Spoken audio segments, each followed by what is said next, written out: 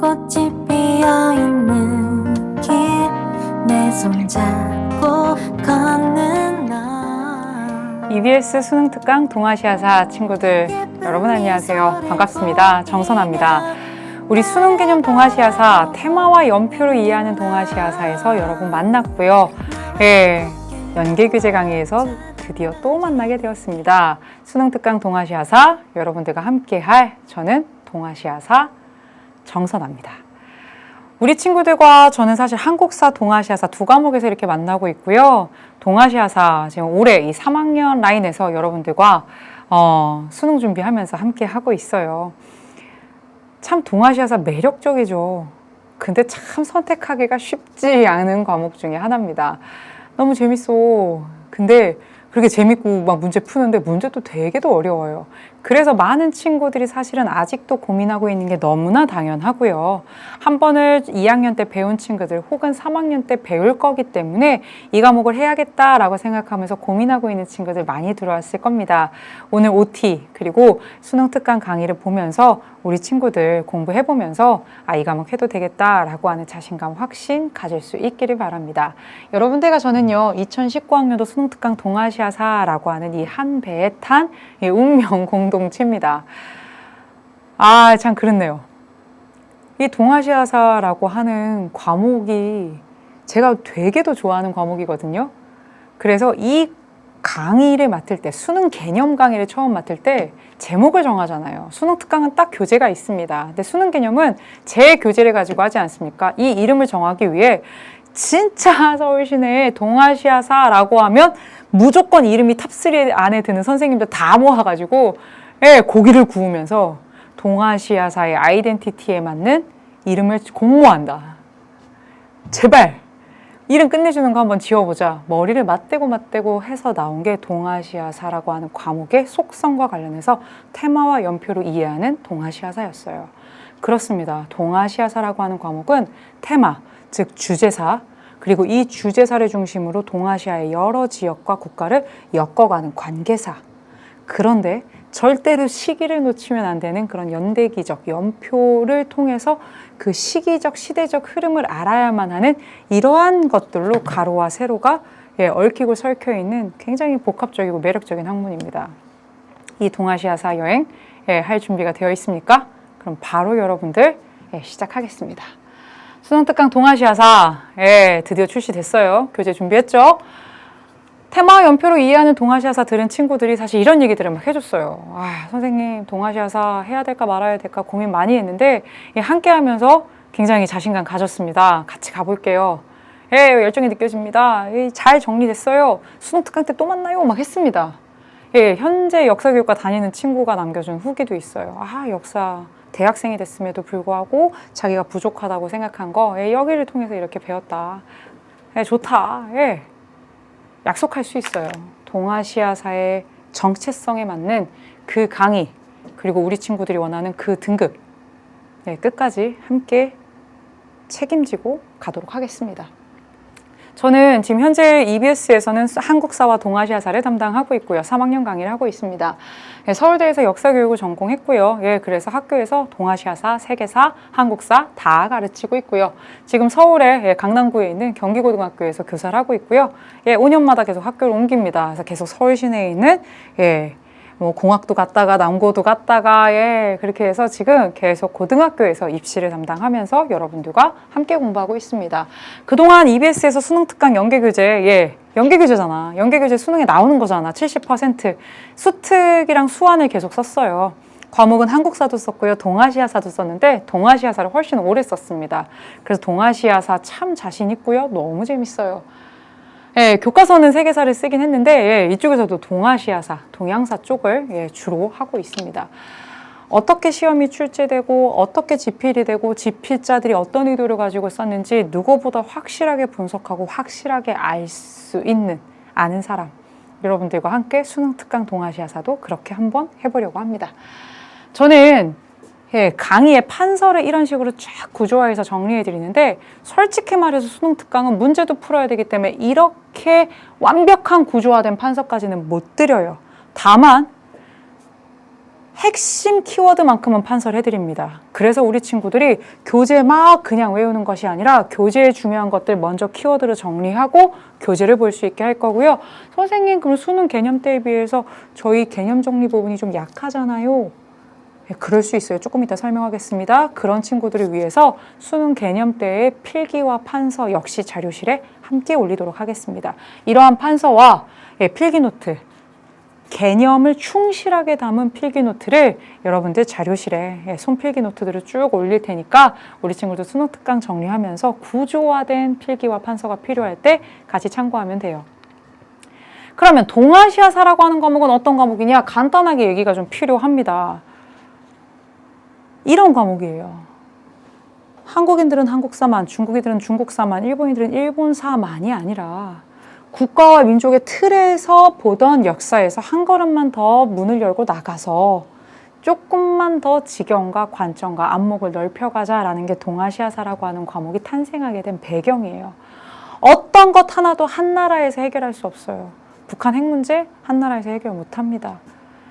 초미세먼지 문제 우리만 잘한다고 될 수 있는 문제 아니죠. 그렇다면 어떻게 해야 돼요? 평화와 상호 공존, 협력 속에서 공존을 위해 함께 나가야죠. 그리고 우리 풀 것들 있죠? 사과받을 거 있죠? 짚고 넘어갈 문제들 있죠? 우리가 함께 공유했던 역사들, 같이 얘기해야 될 것들 있죠? 그래서 먼저 나를 알고, 남을 알고, 나를 이해하고, 남도 이해하고, 그렇게 해서 우리 시야와 관점을 확대해 나가는 그릇이 넉넉한 사람이 되자라고 하는 게 동아시아사라고 하는 과목의 취지입니다. 그래서 이거 3개를 내겠다라고 한 거고 3개를 포인트로 가져가겠다 한 거예요. 동아시아 각 지역의 역사. 근데 이게 하나의 공통의 주제로 지금 엮여 나가요. 그래서 그 관계 속에서 이것들을 조망하는 겁니다. 그래서 문제는 어떻게 나오느냐? 관계사를 중심으로 나와요. 진시황 단독 문제가 아니에요. 몽골 단독 문제가 아니에요. 13세기에 몽골로 설명하겠습니다. 이것만 랄랄랄라 설명하면 세계사예요. 근데 동아시아사 요즘에 출제 어떻게 되고 있어요? 처음부터 그랬죠? 먼저 중국사로 여러분들이 몽골 역사 정리하면서 어떻게 해요? 쫙 흐름 잡아요. 근데 문제는 어떻게 나와요? 이거 줘놓고선 이 시기에 동아시아 이 지역에서 있었던 일, 동아시아 각 지역의 상황으로 옳은 것은 이런 거 물어봅니다. 그러면 뭐예요? 관계사 속에서 이거를 찾아가자는 거예요. 결국에는 이 시기에 어떻게 됩니까? 고려에는 1270년 복속되고요. 원간석기로 가게 됩니다. 베트남 쩌낭존 어떻게 돼요? 와, 얘네가 침략했거든. 3번이나 침략하는데 쩌능다오가 이거 격퇴해버리거든요.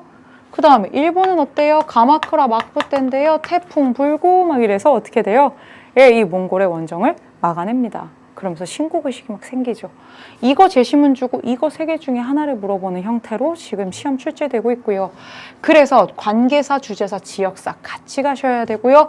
여기에서 문제가 요즘엔 고난이도와 관련해서 연표, 연대기 문제들이 계속해서 출제되고 있습니다. 2018학년도 수능의 경우엔 거의 12, 13문제가 이렇게 시기와 관련된 촘촘한 문제들이 있었어요.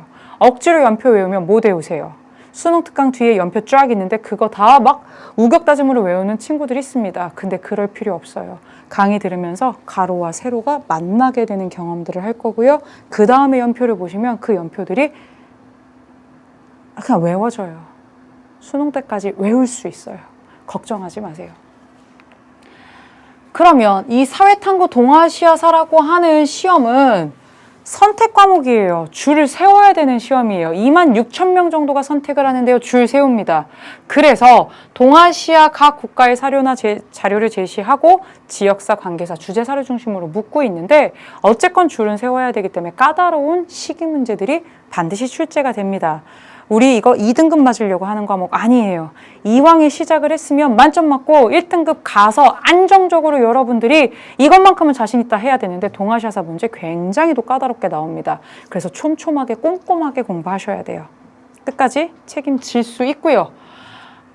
그래서 대학 수학능력 시험에서는 어떻게 하느냐? 천재교육 비상 교학사라고 하는 이 시중에 3개의 교과서의 교집합들을 최대한 모아서 수특과 수완 2권의 연계교육 기재에 담았고요. 특히 이 세 권의 교과서가 편차가 심해요. 서술이 조금씩 다릅니다. 그래서 쓸 수 있는 선지, 정답으로 쓸 수 있는 선지가 제한돼 있어요. 그래서 사실은 그거의 비밀만 제대로 알아낸다면 우리 정답을 고르는 건 그렇게 막 어떡하지? 막 이런 문제는 아닐 수 있어요. 꼼꼼히 공부하면서 같이 가시면 됩니다. 그래서 우리 50점 만점 향해 가는 거고요. 26,000명 정도가 하고 있는데 나는 동아시아사를 해도 될까 말까 고민 많죠? 예, 몇 가지 원칙에 해당된다? 그러면 하셔도 돼요. 역사를 좋아한다. 혹시 사학과나 역사교육과를 생각하신다면 하시는 게 좋습니다. 어차피 대학 가면 해야 합니다. 그 다음에 3학년 내신 과목으로 있거나 2학년 내신 과목으로 한 바퀴 돌렸다 하는 친구들은 해도 괜찮아요. 3학년 내신이 뭐 3단위, 4단위다? 그러면 그거 어차피 공부해야 되는데 괜찮습니다. 26,000밖에 안 되는데 괜찮을까요? 괜찮아요. 한 학교에 300명인데 1등급 안 나옵니까? 나오죠. 다만 동아시아사 문제는 결코 수능에선 쉽지 않아요. 어려워요. 3월 달에는 쉬울 겁니다. 3월 달에 여러분 괜찮을 거예요. 뭐 할만하네. 할 수 있어요. 하지만 수능 상황은 다릅니다. 점점 사실은 어려워지고 6월, 9월 모평 어려울 거기 때문에 우리 친구들 꼼꼼하게 그렇게 같이 공부해 나갈 겁니다. 그래서 동아시아사라고 하는 과목은 우리 민족이 그리고 우리 민족과 수많은 관계를 맺어온 중국, 일본, 베트남, 몽골, 북한, 타이완 이런 여러 세력들이 함께 지금껏 걸어온 그 발자취들을 우리가 좀 함께 보면서 결론적으로는 나를 이해하고 너를 이해하자. 타자를 이해할 수 있는 그런 과목이 되겠습니다. 그러면 이제 구체적으로 여러분들에게 수능 특강 동아시아사와 관련된 커리큘럼 얘기를 좀 하겠습니다. 우리 친구들 중에 수능 개념을 들은 친구들이 있을 겁니다. 실제로 지금 커리는 이런 식으로 연결이 되고 있는데요. 수능 개념은 거의 개념만 100% 얘기한 강의입니다. 충만하게 30강을요, 뭘로 했느냐? 개념으로 구성했어요. 내신 수업에서 이거를 들었다. 그럼 오케이. 학교에서 들었다. 혹은 이걸 들었다. 그래도 오케이. 기본적으로 한 번은 동아시아사를 그래도 얕게든 넓게든 한 번은 우리가 훅 하고 훑었다 하는 거를 가정하고 사실 수능 특강을 하고 있는 거긴 한데요. 그래도 수능 특강에서 처음 듣는 친구들도 있기 때문에 이거는 하나의 완결된 강의로 진행이 됩니다. 그래서 이거는 개념 한 60에서 70% 비중으로 가고요. 문제풀이 30에서 40% 정도의 비중으로 갈 겁니다. 근데 선생님 개념이 그럼 이렇게 줄어들게 되면 수능 개념에 비해서 개념 설명이 좀 적어지는 거 아닌가요? 그럴 수 있어요. 그래서 아까 뭐라고 했느냐? 하나의 완결된 강의지만 혹시 조금 더 풍부한 스토리텔링을 원하는 거나 내가 율령 단어는 괜찮은데 불교가 너무 약해서 조금 더 자세하게 이 부분만 해결하고 싶으면 다 듣지 마. 이거 30개 어떻게 다 들어? 자기가 부족하다라고 느끼는 그 해당 뭐만, 단원만 딱 도저히 개항이 해결이 안 돼. 그러면 그 개항 단원만 수능 개념에서 개념 듣고 와도 돼요. 그럼 조금 더 풍부하게 풍성하게 살이 붙어진 개념 강의, 그 강만 듣는 거예요. 그런데 이것만 들어도 사실은 다 이해될 수 있게 핵심 내용은 다 압축해서 들어갑니다. 그리고 수능 완성까지 이렇게 가게 될 겁니다. 실제로 수능 특강과 수능 완성 이 두 개가 바로 무엇이다 얘들아? EBS 연계교재입니다. EBS 연계교재라고 하는 건 무슨 뜻이에요?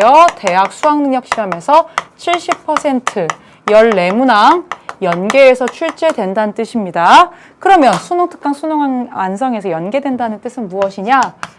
거기에 나오는 자료나 사진이나 특히 사료 같은 것을 가공해서 사용하는 것이 연계고요. 두 번째, 개념 가져갑니다. 뭐 불교 예를 들어 도다이사 뭐 이런 거 나왔어요? 그럼 도다이사, 일본 불교 얘기 나왔습니다. 이런 개념만 갖고 오는 거예요. 그래서 그 당시 동아시아의 상황 이런 식으로 퍼뜨려서 묻는 문제 충분히 낼 수 있어요. 그럼 개념만 갖고 올 수 있는 거죠. 율령만 갖고 올 수 있는 거죠. 개념 아이템, 개념 요약 정리되어 있는 거기서 갖고 오는 겁니다. 그 다음에는 문항 연계예요. 이 문항 연계는 수능 뭐 실전 문제 몇 번 문제, 제시문 그대로 갖고 온다거나 아니면 이 제시문으로 돼 있던 거를 사파로 바꿔서 형태만 다르게 낸다거나 이렇게 딱 세 유형으로만 연계하게 되어 있습니다. 이렇게 해서 14문제 해결 가능하고요. 실제로 수특 수원 보면 19개 이상 거의 20개 다 근거를 찾아서 문제 풀 수 있습니다. 그럼 이제 라스트입니다. 여러분 이렇게 공부하시면 돼요. 어떻게 공부하느냐? 먼저 수능 특강을 한 번만 구경하고 오세요. 5분에서 10분 정도만 이번 강에 뭐가 있는지 한번 쭉 프리뷰 하는 거예요. 뭐가 있는지만 좀 보자는 거야. 자료 플러스 문제 몇 개 있구나 한번 봐. 그리고 나서 딱 내 강의를 수강을 해. 수강을 하면 내가 이렇게 강의를 할 거야. 어떻게? 첫 번째 기출문제 분석해 줄 거예요. 2018 수능, 2017 수능, 2016 수능의 기출에 뭐가 나왔는지를 통해서 뭐가 중요한지 먼저 얘기할 거고요. 그리고 나서 이거는 판서할 거예요. 진짜 중요한 키워드는 한번 우리가 좀 적고 가야 되지 않겠니? 그래서 이거 판서해 드릴 거예요. 예, 그리고 이거보다 훨씬 더 자세한 필기노트와 판서는 자료실에 올려드릴 겁니다. 그러면 이렇게만 보고 끝나면 수능 개념 강의랑 뭐가 그렇게 다르겠어요? 우리 교재 봐야 되겠죠? 그래서 EBS 수특 교재 들어갑니다. 교재를 통해서 뭐 할 거냐? 사료 확인할 거고요. 개념 확인할 거고요. 여기서 뭐 볼 거예요? 문제까지 풀이할 겁니다. 가급적 모든 문제를 지금 볼 겁니다. 그래서 사료, 교재, 이거는 교재로 지금 들어간다. 그 다음에 여러분 이 문제풀이까지 다 했어요? 모르는 문제 중심으로 보시면 되고요. 완벽하게 아는 문제는 해설 강의 패스하셔도 돼요. 하지만 어떻게 출제자의 의도를 얘기하고 있고 어떻게 팁을 제공하는지가 궁금하면 간단하게 보시면 됩니다. 그리고 나서 마지막으로 뭐 하는 거예요? 2017년도 기출 자료실에 올릴 거거든요. 2018 수능 이거 정도는 보셔야죠. 그렇게 해서 최근 문제들 자료실에 있는 걸로 다시 한번 하는 겁니다. 그래서 자료실에 가면 필기노트가 수능 개념 때와 마찬가지로 노트나 판서로 제공될 겁니다. 요거를 통해서 여러분들이 준비되면 돼요. 이게 EBS 수능 특강 동아시아사 저와 함께할 내용입니다. 여러분 참 쉽지 않은 과목이에요. 근데 되게도 매력적인 과목이에요. 이 매력적인 과목 여러분들과 함께 손잡고 긴 레이스 가겠습니다. 저는 올인할 준비가 돼 있어요. 여러분 선택하셨으면 애를 쓰고 노력을 함께 하면서 정성을 다해서 심어갑시다. 그래서 더불어 숲을 이루며 이 긴 수험생활 함께 가도록 할게요. 수능 특강 동아시아사 첫 번째 시간에 우리 다시 만나도록 하겠습니다. 한국사도 EBS, 동아시아사도 EBS, 사회탐구 한국사는 EBS.